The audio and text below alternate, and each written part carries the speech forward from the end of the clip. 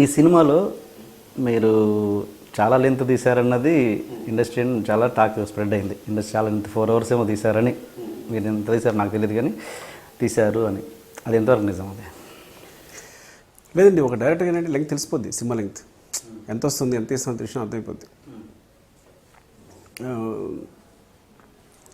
ఇప్పుడు మామూలుగా ఏంటంటే సినిమాకు రఫ్ కట్ ఉంటుంది, మానిటైజ్ రెండు ఉన్నాయి అనుకోండి.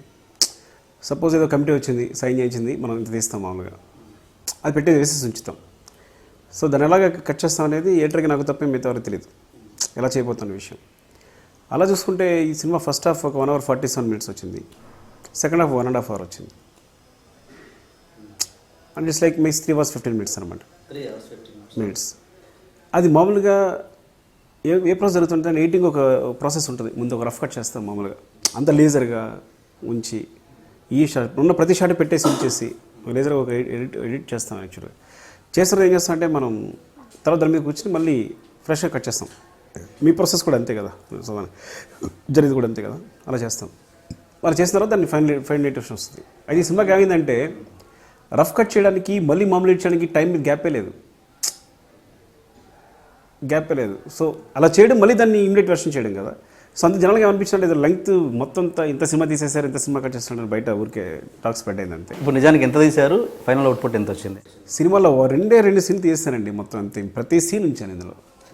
It's like 2.5 hours movie. ఏ సీన్స్ తీశారు అవి చెప్పగలరు? ఒక సీన్ ఏంటంటే ఇక్కడ వెర్షన్ ఉండదు, యుఎస్ వెర్షన్ ఉంటుంది.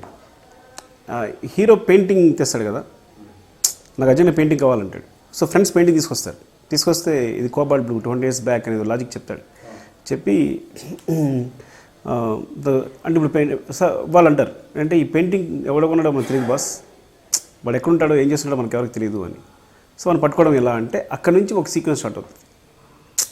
వాడు ఎవడో కనుక్కొని వాడి దగ్గర పెయింటింగ్ కొట్టేయడం అనేది ఒక 4.5 minutes సీక్వెన్స్ ఉంటుంది అనమాట.